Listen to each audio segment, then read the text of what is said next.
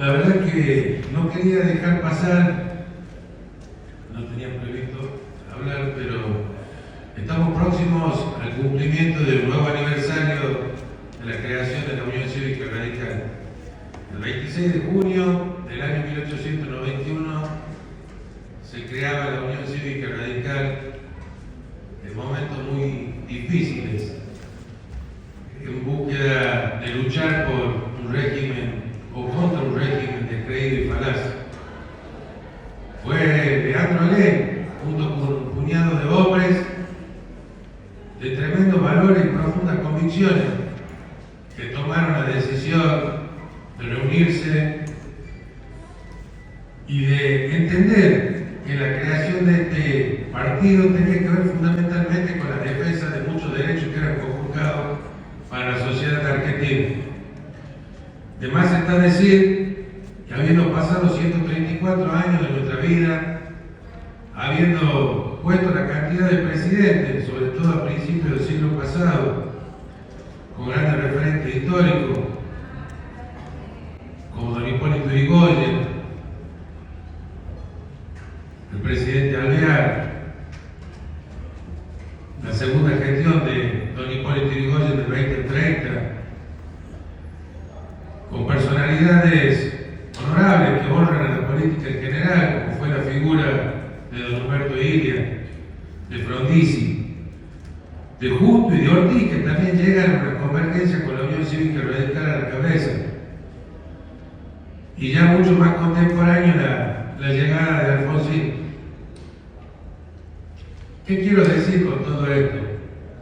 No quiero dejar pasar por alto que a lo largo de 134 años la Unión Cívica Radical siempre tuvo que ver con la vida institucional de nuestra Argentina. Hoy me genera dolor y mucha preocupación cuando veo cómo está mi partido, cómo está el Comité Nacional, cómo se ha ido dibujando la figura de nuestro presidente partidario, pero aún así, como dice el lema, así como en cada rincón de la Argentina hay un hincha de Boca, un peronista, una persona que entrañablemente lo recuerda a Gardel, también siempre en todas las familias encontramos radicales. Hoy tenemos 13 senadores, 34 diputados, 5 gobernadores, 584 intendentes. De los 2.112 intendentes que hay en la Argentina, 584 son radicales. Esto habla la clara de la horizontalidad de la Unión Cívica Radical, que creo que es una de las razones fundacionales que tuvo el partido, el diálogo, la búsqueda de consenso, por ahí desnaturalizada por la prensa y por los propios dirigentes cuando dicen que hay dos radicales y hay una interna.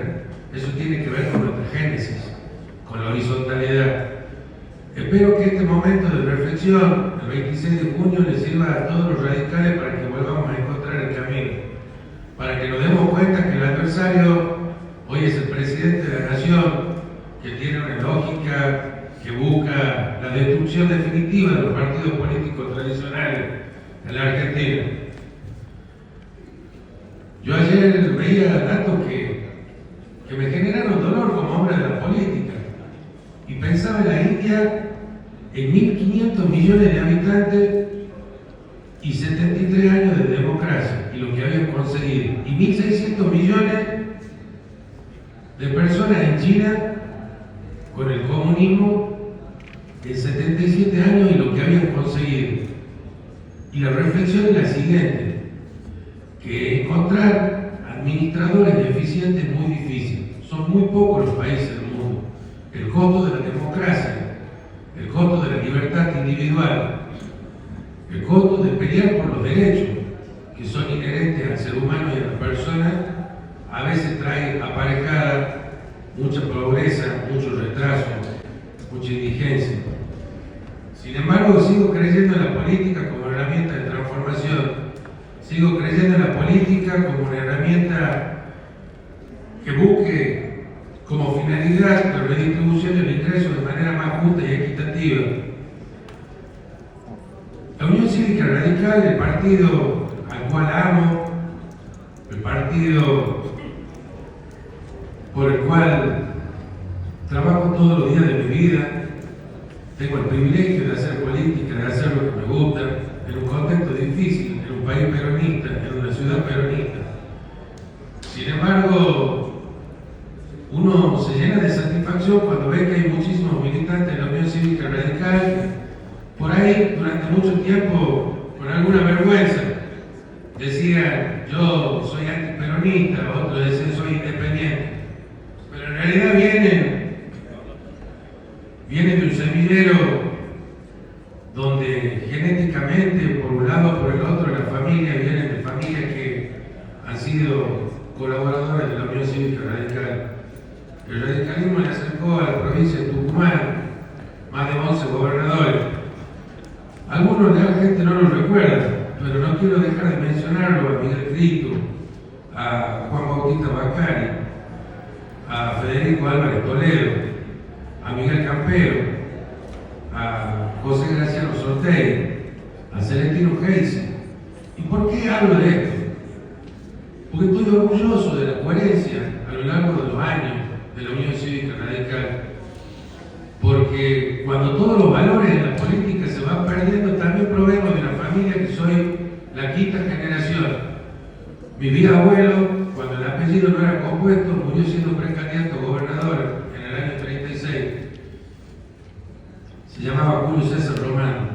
Después tuve la dicha de que mi abuelo fuera senador y diputado, acá a nivel provincial, y diputado nacional y candidato a gobernador, después de haber sido ministro de gobierno de Kelsen. Y mantener una línea de conducta y una coherencia sostenida a lo largo de casi 100 años y 5 generaciones, la verdad que evidentemente en mi familia me han incorporado esto que tiene que ver con el sentido radical, con la pertenencia partidaria, con ser coherente con las convicciones, con la no mutación camaleónica y el ejercicio de la prostitución política que hemos visto que se viene desarrollando tanto a nivel nacional como provincial como municipal, donde hoy no importa qué bandería uno defiende, parece que el mercado de pases queda abierto, ¿no? Ahora que está la fiebre del Mundial de Clubes. Yo creo que no es así. Así que hago extensivo en este homenaje a la Unión Cívica Radical, pero a todas aquellas personas de distintas banderas políticas que han mostrado coherencia a lo largo de su vida. El que nació socialista y murió socialista, el que nació demócrata cristiano y muere demócrata cristiano. A todo el pueblo peronista, al verdadero peronismo, al peronismo de Perón y de Evita, a nuestros primos hermanos, a quienes tomaron el legado que quizá no supo interpretar el radicalismo, cuando nosotros éramos la causa del desposeído y a partir de la llegada de Perón comenzaron profundamente a internalizar lo que tanto la sociedad argentina esperaba, que tenía que ver con la defensa de la justicia social. Por ahí se asocia mal. El radicalismo no surge con la clase media, surge con los trabajadores, surge con los pobres, surge con los desposeídos.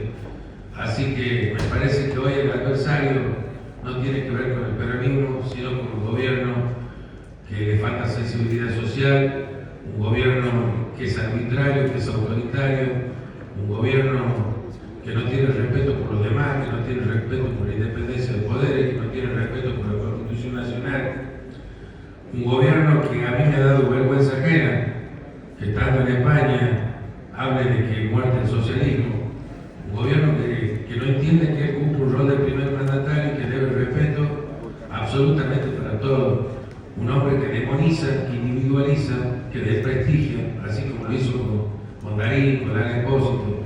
Parece que está de moda encontrar adversarios individualizados, y él es el primer mandatario de un país. A toda la prensa tratar de ensobrado permanentemente, descalificar a la clase política en general. Primero, que dé las explicaciones, y segundo, también no puedo dejar de marcar este contraste histórico. Durante muchísimos años la Unión Cívica Radical fue la reserva moral de la Argentina, y hace pocos días tomó la determinación la Corte Suprema de Justicia de ratificar la condena con la expresidenta Cristina Fernández de Kirchner. Y en ese sentido, Yo creo en las instituciones, creo en el Poder Judicial, creo que quien las hace las debe pagar, pero también creo que hay que encontrar los momentos y las oportunidades. Hay que tener mucho cuidado con perseguir políticamente a gente que hoy tiene el respaldo del 30% del electorado en Argentina, que lo único que pedía era poder competir, que hubo una connivencia en la Cámara de Diputados para que no salga ficha limpio, que después lo busca como un atributo positivo el hecho de que la Corte haya fallado ratificando la condena, cuando en realidad sabemos que la estrategia del gobierno era dejar en libertad a Cristina. Verdaderamente son momentos de mucha preocupación cuando uno ve tanta arbitrariedad en términos políticos. Yo creo que había muchos derechos de los cuales la clase política ya ni siquiera los hablaba en los últimos 45 años, porque entendíamos que la libertad de opinión, la libertad de expresión, la posibilidad de que tengamos ideas dispares, contrapuestas, formaba parte del juego democrático. Ahora, mientras no cambie el sistema judicial, mientras no haya independencia del Poder Judicial verdaderamente, mientras no tengamos un gobierno que sea coherente desde el punto de vista moral, porque este gobierno debió haber dado las explicaciones y debió haber acompañado por su propio bloque en la creación de la comisión investigadora para que se pueda llevar adelante la investigación por el caso Libra. Y la preocupación no es por Cristina, la preocupación es porque mucha gente del pueblo argentino, justamente para no sentir que Cristina es una víctima de una cuestión estrictamente política, necesitamos nosotros recuperar la ejemplaridad. Y la gente se pregunta por qué después de tanto hecho de corrupción Macri no está preso. La gente también se pregunta por qué Javier Milei no da las explicaciones que tenía y que debió dar en la Cámara de Diputados con el caso Libre. Sin embargo, parece que si estas causas avanzan, tiene que ver con otros países serios como los Estados Unidos, donde están avanzando la causa de la investigación y no se realiza acá, en nuestra querida Argentina. Eso nos tiene que generar preocupación. Y para ir cerrando, hemos visto también hace 3 semanas aproximadamente la connivencia y la complicidad del poder político acá en la provincia de Tucumán, fundamentalmente en la ciudad de Simoca, en la ciudad de Alberdi, donde ha sido intervenida por la vinculación en aquel entonces el intendente con el narcotráfico. Verdaderamente creo que la herramienta utilizada fue la idónea, fue oportuna, fue necesaria, y si ánimo de hacer política con esta situación, esto es, quienes manejamos o nos manejamos en la actividad política hace tantos años, quienes recorremos la provincia, quienes hemos ido en campaña, sabemos que había muchísimos tipos de prácticas en distintas comunas rurales y ciudades del interior donde se entregaban algún tipo de sustancia a cambio de voto. Esperemos que esta pelea contra el narcomenudeo y contra el narcotráfico sea verdaderamente seria. Esperemos que haya mano dura. Esperemos que haya tomado visibilidad este caso en términos públicos, nos permita a toda la clase política en general a trabajar denotadamente para que no haya más droga en Tucumán, para que no haya más Pato Campo, para que verdaderamente este flagelo que está haciendo estrago con nuestra juventud sea desterrado para siempre en la provincia, porque acá éramos una ciudad de paso, después de la transportación, después de la fabricación y hoy del consumo. Quitar esos hábitos y esas prácticas sociales, sobre todo con la noche tucumana, que es una noche conocida en el noroeste argentino, porque no hay lunes, no hay martes, no hay miércoles, todos los días hay actividad nocturna, y sobre todo por lo que nosotros vemos cuando recorremos los barrios, que estamos a la buena de Dios con muchos de nuestros hijos, con muchos de nuestros sobrinos, con muchos de nuestros vecinos de distintos barrios que caen en el flagelo, que tienen la ausencia del Estado y que no pueden salir. Así que, mi más sentido homenaje a la Unión Cívica Radical, a todos los partidos políticos democráticos que han venido dando su lucha, y sí, verdaderamente el repudio y el accionar por parte del gobierno nacional en todo este tema de los últimos días. Nada más, señor presidente, muchas gracias. Atentamente concejal preopinante justamente iba a hacer un aporte al respecto. Yo, el día de ayer, estudiando esta iniciativa para poder determinar si era aconsejable el acompañamiento o no, tuve la posibilidad de conversar con un ex concejal, con Agustín Romano Norri, donde en aquel momento se trató esta misma situación y para ser coherente no íbamos a acompañar porque entendíamos, que hablaba el concejal preopinante, que eran espacios que estaban destinados con destino de parque y verdaderamente me parece paradójico, sin que esto sea una chicana, que en el mismo día que vamos a sancionar la creación de la bandera medioambiental, comencemos a ceder espacios respecto de los pocos espacios públicos verdes en la zona noroeste de nuestra capital. Sin embargo, y también entendiendo a los criterios mencionados por el concejal Cobo y los vertidos por Vargas Ignace, la verdad que está viviendo una crisis el país en materia de discapacidad hace muchísimos años. Muchas veces escuchamos a la clase política que se lava la boca cuando hay un aniversario, cuando hay alguna patología en particular, que declaramos de interés público, que declaramos de interés social, de interés municipal, pero un acompañamiento esporádico, justamente que no tiene la fuerza necesaria para que haya una articulación concreta en aspectos generales. Y creo que la creación de esta torre de discapacidad verdaderamente viene a ayudar en un momento muy complejo, donde sabemos que la llegada del gobierno a la presidencia de Javier Milei se comenzaron a auditar todas aquellas pensiones por discapacidad a lo largo y a lo ancho de nuestro país, como así también se encontraron muchísimas anomalías, tanto a nivel nacional como provincial, de gente que son beneficiarios que terminan desnaturalizando muchas veces la búsqueda y el objetivo real que tienen estas ordenanzas y estas leyes, que es defender, incorporar y ayudar a las personas con una discapacidad, y lamentablemente terminan estando desdibujadas porque hay un porcentaje altísimo de personas que gozan de ciertos beneficios usando y jugando con la discapacidad y no teniendo. Atento a esta situación, en miras a la ciudad moderna que nosotros necesitamos, en miras a la modificación que vamos a tener de manera pronta del Código de Planeamiento de la ciudad, de la misma manera que tenemos que ver y replantear qué ciudad queremos para los próximos 30 y 50 años, me parece que esta excepción en particular se puede dar o hacer lugar poniendo, y esto te lo hago como recomendación, Emiliano, que la desafectación sea solo al efecto de la parcela, producto de recepción, y no de la totalidad del predio, para que quede establecido, para que de esa manera no nos sigamos desprendiendo de más espacios verdes que estaban destinados a ese pulmón en un sector determinado de San Miguel de Tucumán.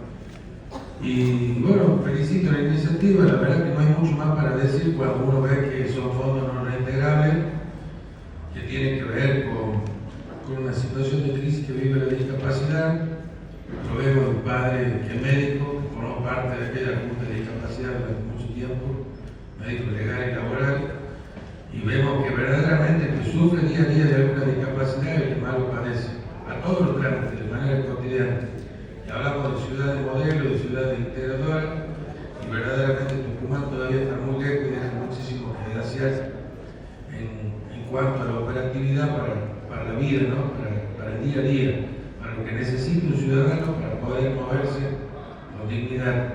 También lo marcaba el concejal preopinante, el déficit que hay en materia de transporte público de pasajeros, donde solo el 11% de las unidades de las 14 líneas de colectivos tienen rampas de discapacitados, donde tenemos un estado de la vereda y de la calle de San Miguel de Tucumán que no permiten la normal circulación, donde verdaderamente vemos que no hay hábitos que tiendan al respeto por las personas con discapacidad, y hablo en en distintas bochadas de la ciudad están bloqueadas, el subido y la bajada de la rampa de discapacidad, ni que hablar, y esto ha pasado hace pocos días.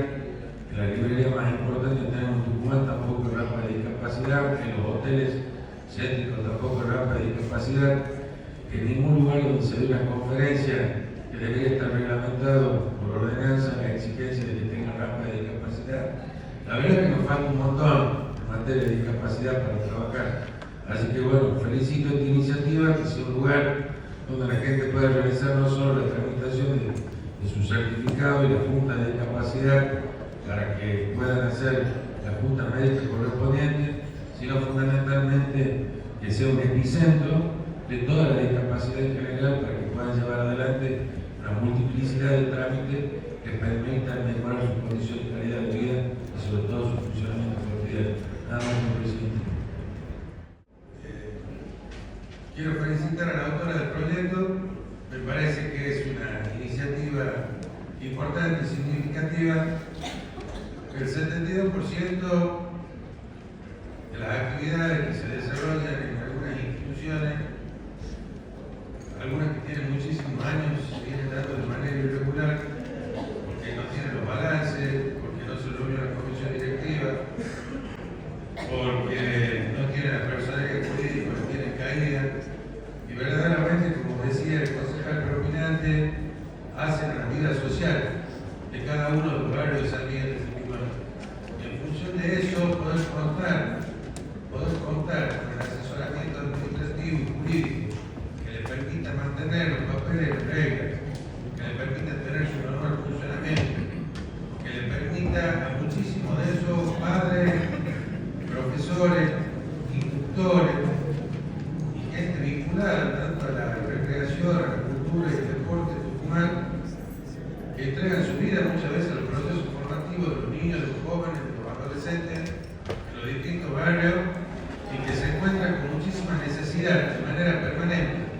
Nosotros de la política muchas veces somos uno de esos filtros, ¿no?, a través de los cuales ellos vienen a buscar o peticionan algún tipo de ayuda para poder seguir desarrollando de manera habitual sus actividades, siempre con el esfuerzo y el sacrificio, sobre todo de los padres de cada uno de los niños en las distintas instituciones. Es importante trabajar en el fortalecimiento institucional, que no sea solamente un sello de goma, que puedan tener regularizados sus papeles, que puedan acceder inclusive a distintos tipos de programas de asistencia económica y financiera, y en este caso particular, una herramienta de asistencia administrativa, tanto en lo jurídico como en lo contable. Así que felicito a la autora del proyecto. Creo que esto le viene bien a muchísimas organizaciones e instituciones que por ahí algunas estaban obsoletas, otras han ido perdiendo sus papeles, pero sin ningún lugar a duda van a recuperar su vigencia, porque ellos viven en función de la transmisión de ese sentimiento barrial que hay de muchísimos padres, de muchísimos abuelos que hacen rifa, que hacen bono contribución, que muchas veces hacen una feria para juntar fondos, para que puedan viajar, para que puedan trasladarse, para que puedan comprar vestimenta, equipamiento y todo lo que ellos están necesitando en cada una de sus instituciones. Es importante que el Estado le ponga el hombro y esta herramienta. Estamos atravesando un momento muy complejo en Argentina. Verdaderamente, este tipo de reivindicación tiene que ver con reflexionar como sociedad de manera conjunta, y así también la clase política, de lo que significa nuestro bien. Por una cuestión biológica de vida, todos vamos a ser bien. Todos tenemos padres, todos tenemos abuelos. Todos sabemos que no hay nada más difícil que llegar a la última etapa de la vida, estando enfermo, estando disminuido físicamente y no teniendo los recursos que sean necesarios para poder terminar la vida con dignidad. Tenemos un gobierno que es absolutamente responsable, no de la situación que vive el jubilado, pero sí de precarizarla cada vez mucho más y demostrando la falta de humanidad del sistema político en general, pero sobre todo llevado adelante por el gobierno de Javier Milei y la Libertad de Avanza. Yo no sé qué nos pasa como sociedad. Cuando yo era chico, yo vivía en la Piedra 469 y en la esquina había manifestaciones permanentemente de los jubilados, en la esquina de Previsión Social, 9 de julio de Piedra. Iban los hijos, iban los nietos, acompañando a los abuelos. Algo ha pasado, sobre todo después de la década del 90, profundizando un individualismo, ¿no?, exacerbado en la sociedad de Argentina, producto de la política neoliberal. Y nosotros, en lugar de preservar eso, lo más maravilloso que teníamos en el norte argentino y en el interior de nuestro país, hemos ido queriendo parecer cada vez más. Y no todo el paso del tiempo ha sido a favor de cambios de prácticas sociales. Hay muchísimas cosas en las que hemos retrocedido como sociedad. Una de ellas es la crisis de valores sociales que nosotros tenemos. Otro de ellos, la descomposición de la familia. Otro de ellos es, y espero que no siga cambiando, porque creo que vamos camino a eso, comenzar a desnaturalizar el vínculo que nosotros tenemos con nuestros padres y con nuestros abuelos, donde rápidamente lo buscamos ver como alguien descartable, como alguien, si necesita, lo paso de él, de la semana, lo paso de él, al mes. Eso también es maltrato. No ocuparse de los adultos mayores también es maltrato. Hablar de derechos humanos y no incorporarlo en la agenda de que puedan vivir con dignidad la tercera etapa de su vida también es derechos humanos. La no reivindicación salarial en función de gente que ha aportado toda una vida o gente que aún sin haber hecho aporte por estas condiciones económicas precarias que vivimos en la Argentina en los últimos 45 años, pero que han sido trabajadoras, algunas dentro del hogar o otros en la informalidad de algunos trabajos que tenían que tomar el que podían, el que tenían o el que lo ofrecían, y que merecen tener hoy la posibilidad por lo menos de acceder a costos mínimos. Hoy estamos hablando de jubilaciones de 380.000 pesos. Hoy estamos hablando de jubilaciones que a veces no llegan a tocar los 300.000 pesos. ¿Qué nos pasa? Cuando nosotros vemos los números oficiales del INDEC, hoy para una familia tipo necesita 1.200.000 pesos. ¿Cómo hace ese viejo viviendo solo en la casa de un hijo? Si tiene la dicha de haber tenido casa, si no está la buena de Dios. Hablar de geriátrico, obviamente no comparto, ¿no?, con ese criterio. Yo creo que todos los viejos que estén cerca de mi familia me dedicaré a cuidarlos y a acompañarlos hasta que Dios decida su voluntad. Yo no lo mandaré a un geriátrico, pero hoy inclusive sería una cuestión, no sé, carísima. La verdad que hay números que son exorbitantes. Lo hablaba un concejal predominante en otro de los temas de la sesión de hoy, donde hablaba, ¿no?, de la crisis que hay en muchos centros asistenciales, en este caso de la tercera edad, donde verdaderamente están cerrando.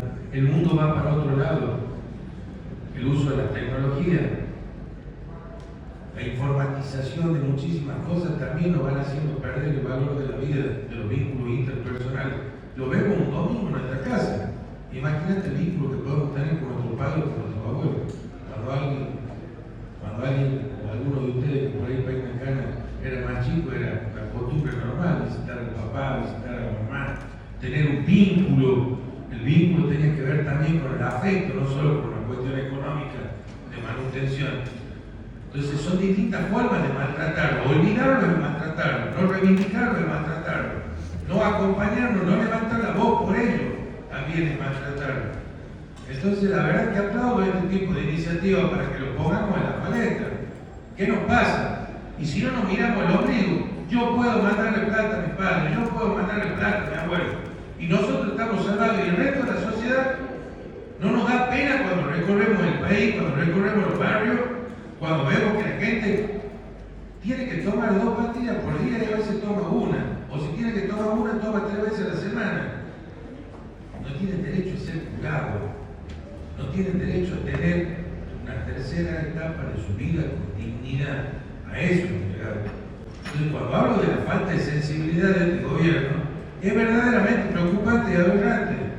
Y ahí sí trabajó de manera conjunta el peronismo y el radicalismo a nivel nacional, pero la vetó. Y volvieron a insistir y la volvió a vetar. Y entonces, ¿qué nos pasa a nosotros? Como este tipo mide bien, hay que decirle que todo lo que hace está bien, no está bien. Dejar a la deriva a nuestro viejo, verdaderamente preocupante. Mandar todos los días miércoles a que lo repriman también es preocupante. Pero la pasividad del resto de la sociedad argentina es mucho más preocupante que no levantemos la voz. Así que ojalá que este tipo de iniciativa ayude para poner en la palestra y para que todos, desde la distinta función que nos compete, podamos trabajar para una Argentina más digna y mucho mejor, para que la gente pueda llegar a su vida pasiva con dignidad, para que no tenga que andar mendigando el aumento de nadie, para que no tenga que ponerse de rodillas solo sí ante Dios y no ante ningún gobierno de turno reclamando lo que le corresponde por el solo hecho de ser humano. Hablamos de derechos humanos después. Parece que los derechos humanos eran hablar solo de la época del proceso y después del matrimonio igualitario. También son derechos humanos la primera infancia, también son derechos humanos los adultos mayores. ¿Qué nos pasa? Entonces, señor presidente, con mucho respeto le digo y hago una exhortación al pueblo argentino también. Por favor, trabajemos todos juntos, cada uno de su lugar, para que nuestros adultos mayores puedan vivir con dignidad. Nada más, señor presidente.